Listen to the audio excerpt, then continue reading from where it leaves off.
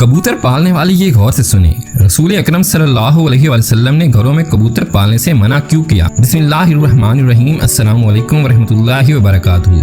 प्यारे दोस्तों, आज की इस वीडियो में हम आपको बताएंगे कि कबूतर पालने से क्या होता है। प्यारे आका सल्लल्लाहु अलैहि वसल्लम ने कबूतर पालने से क्यों मना किया, और कबूतर जैसे ही इस मुकद्दस सरजमीन पर पाँव रखा जाता है तो कबूतर के झुंड लोगों का इस्तकबाल करते दिखाई देते हैं। गर्दनों के नजदीक नीले या सब्ज माइल वाले कबूतर खसूसी अहमियत के हामिल होते हैं। कबूतर को शैतान क्यों कहा गया है और कबूतर बद्दुआ क्यों देता है? क्या आप जानते हैं कि हरम शरीफ के कबूतर कहां से आए हैं? रोज़ा रसूल सल्लल्लाहु अलैहि वसल्लम के कबूतर अचानक मरने क्यों लगे थे? क्या कबूतर की बीड़ पाक है या नापाक है?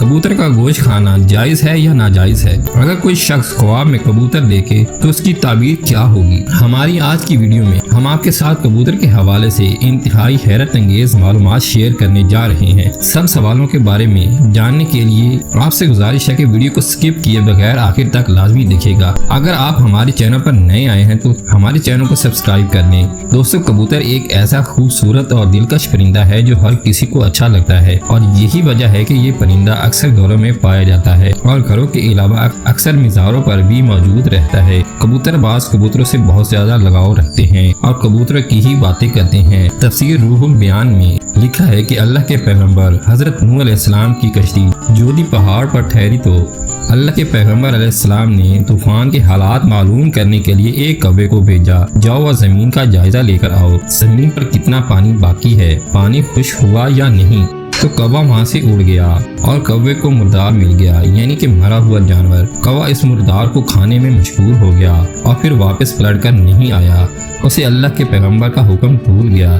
इसके बाद हजरत नूह अलैहिस्सलाम ने कबूतर को जमीन का जायजा लेने के लिए भेजा, जो वापस आ गया। उसे पाँव रखने की जगह ना मिली, उसे दोबारा भेजा गया तो वो फिर वापस आ गया। चंद दिन बाद उसे फिर भेजा गया तो अपनी चून में जैतून की एक टहनी लिए हुए था। उससे नूह अलैहिस्सलाम ने मालूम कर लिया कि पानी जमीन से कुछ ही ऊंचा रह गया है और दरख्त वगैरह उग चुके हैं। कुछ दिन बाद उसे फिर भेजा गया। इस मर्तबा वो वापस लौटा तो उसके पाँव खाक आलूद थे।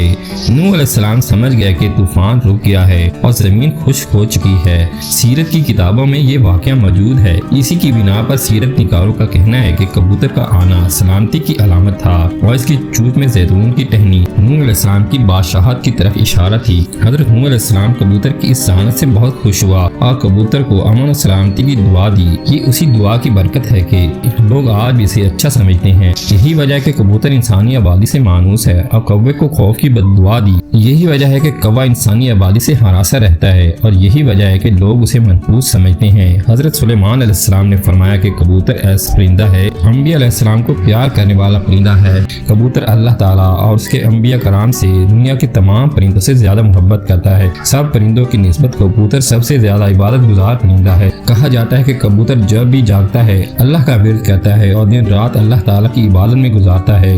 कबूतर सब परिंदों की निस्बत ज्यादा बुलंदियों तक जा सकता है। ये बहुत ऊंचा उड़ता है और जब उकाब कबूतर का शिकार करने के लिए उसे पकड़ने की कोशिश करता है, कबूतर खुद को बचाने के लिए बहुत ज्यादा बुलंदी पर चला जाता है और उकाब के लिए इतनी ऊंचाई पर जाना मुश्किल हो जाता है और कबूतर खुद को बचाने में कामयाब हो जाता है। शायद वो सोचता है कि मैं जितना ऊंचा उड़ूंगा इतना ही अल्लाह के पास पहुंच जाऊंगा। नाज़रीन, फुकहा के नजदीक घरों से शौकिया परिंदे रखना या कबूतर पालना जायज शर्त है। इसकी ग़िज़ा सर्दी, गर्मी और बारिश की हिफाजत का इंतजाम किया जाता है। जब अहले खाना कहीं घर से बाहर जाएं तो उसकी ग़िज़ा और देखभाल का मुनासिब इंतजाम करके जाएं, मगर परिंदों को सताने के हवाले से मना किया गया है। जैसे कि अबू दाऊद में है कि हजरत अब्दुल्ला बिन मसूद रज़ी अल्लाह ताला अन्हु की रिवायत करदा एक हदीस में कबूतर का जिक्र मौजूद है। कबूतर अल्लाह के पैगंबर इमामुल अंबिया जनाब मोहम्मद सल्लल्लाहु अलैहि वसल्लम से अपनी जुबान से शिकायत कर रहा था कि किसी ने इसके घोंसले से अंडे उठा लिए हैं। हजूर ताजदार खत्म नबूवत सल्लल्लाहु अलैहि वसल्लम ने सहाबा किराम रिज़वानुल्लाहि ताला अजमईन में ये ऐलान किया कि किसने इस कबूतर के अंडे उठाए हैं। एक सहाबी रज़ी अल्लाह ताला अन्हु ने अंडा उठाना कबूल कर लिया। आप सल्लल्लाहु अलैहि वसल्लम ने उन्हें हुक्म दिया कि अंडे इसके घोंसले में वापस रख दिए जाएं। इस रिवायत से मालूम होता है कि परिंदों को सताना नाजायज है, इसलिए इससे रोका गया है। परिंदों की बद्दुआ लगती है क्योंकि कबूतर भी इन परिंदों में शामिल है जो कि अंबिया अलैहिस्सलाम का पसंदीदा रहा है। इसलिए اگر کبوتر کو ستایا جائے تو کبوتر بھی بد دعا دیتا ہے، لہٰذا کبوتر کو ستانے سے اجتناب کرنا چاہیے۔ جیسے ہی اس مقدس شہر کے سرزمین پر پاؤں رکھا جاتا ہے تو کبوتر کے جھنڈ لوگوں کا استقبال کرتے دکھائی دیتے ہیں۔ گردنوں کے نزدیک نیلے یا سبزی مائل پروں والے کبوتر اس خصوصی اہمیت کے حامل ہوتے ہیں، اس لیے احرام کی حالت میں یا اس کے بغیر بھی کسی طور پر ان کبوتر کا شکار جائز نہیں ہے۔ ان کے شکار یا قتل کی صورت میں فدیہ واجب ہو جاتا ہے۔ ایک روایت میں ہے کہ یہ کبوتر ان کبوتروں کی نسل سے ہیں جنہیں رسول اللہ صلی اللہ علیہ وسلم کے غار ثور اور قیام کے دوران غار کے دروازے پر گھونسلے بنا ڈالے تھے اور انڈے دے دیے تھے۔ ایک دوسری روایت کے مطابق حرم مکہ کے کبوتروں کی نسل کا تعلق ابابیل پرندوں سے ہے جو سمندر کی جانب سے آئے تھے اور انہوں نے اپنے پنجے میں پتھر اور کنکریاں تھام رکھی تھیں تاکہ بیت اللہ کو منہدم کرنے کے ارادے سے آنے والے یمن کے بادشاہ کو باز رکھا جا سکے، کیونکہ وہ بیت اللہ کو منہدم کرنے کی نیت سے آیا تھا۔ یعنی بادشاہ سے مراد یعنی حبشہ کا بادشاہ، جسے آج کل ایتھوپیا کہا جاتا ہے۔ ایتھوپیا کا پرانا نام حبشہ ہے۔ ایک مرتبہ انتظامیہ نے مسجد نبی صلی اللہ علیہ وسلم کے حرم انور کو صاف ستھرا رکھنے کی نیت سے فیصلہ کیا کہ حرم شریف میں کبوتروں کے لیے دانہ بالکل نہ ڈالا جائے۔ اسی طرح کبوتر دانوں کی تلاش کے لیے دوسری طرف منتقل ہو جائیں گے۔ اس حکم پر عمل تو کیا گیا تو کئی دنوں تک دانہ نہیں ڈالا گیا، لیکن کبوتروں کا گنبد خضرا سے محبت کا یہ عالم تھا کہ بھوک سے مر رہے تھے، لیکن آستانہ رسول صلی اللہ علیہ وسلم چھوڑنے کے لیے تیار نہ تھے۔ اہل مدینہ نے اپنی آنکھوں سے یہ عشق اور محبت بھرا منظر دیکھا۔ پھر دنیا میں یہ بات شہرت پکڑ گئی تو لوگوں نے حکومت سے درخواست کی کہ ان کبوتروں کو دانہ ڈالنے کی اجازت دی جائے، تو پھر حکومت نے پہلے کی طرح کبوتروں کو دانہ ڈالنا شروع کر دیا۔ دوستو، جو کبوتر کی بریڈ ہوتی ہے وہ پاک ہے۔ چادر کے جس حصے پر لگی ہو صرف اسی حصے کو دھو لیں، باقی پورا چادر دھونا ضروری نہیں۔ اس کا گوشت کھانا بھی جائز ہے، حلال ہے۔ اور دوستو، اب بات کرتے ہیں کہ پیارے آقا صلی اللہ علیہ وسلم نے کبوتر پالنے سے منع کیوں کیا۔ امام بخاری رحمۃ اللہ علیہ ادب المفرد میں حضرت ابو ہریرہ رضی اللہ تعالیٰ عنہ سے روایت کرتے ہیں کہ نبی کریم صلی اللہ علیہ وسلم نے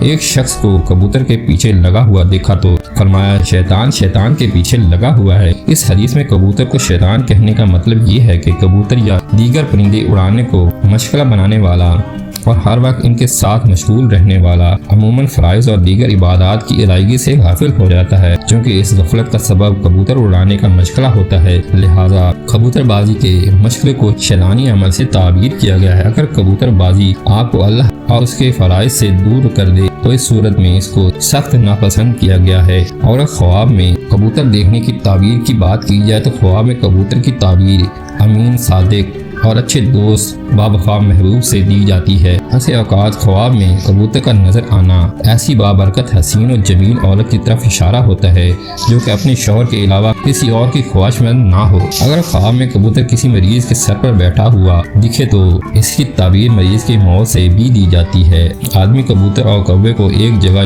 جمع کر کے یعنی ان کو ایک جگہ دیکھ لے تو تعبیر یہ ہے کہ وہ قوم کی قیادت کرے گا، کیونکہ ہر وہ چیز جو خواب میں اپنے غیر جنس کے ساتھ جمع ہو اس کی تعبیر قیادت سے ہوتی ہے۔ خصوصاً کووں کے سلسلے میں قوموں کا شمار فاسقین سے ہوتا ہے۔ خواب میں کبوتر کی آواز باطل کی علامت ہے۔ دوستو، آج کی ہماری یہ ویڈیو ضرور پسند آئی ہوگی۔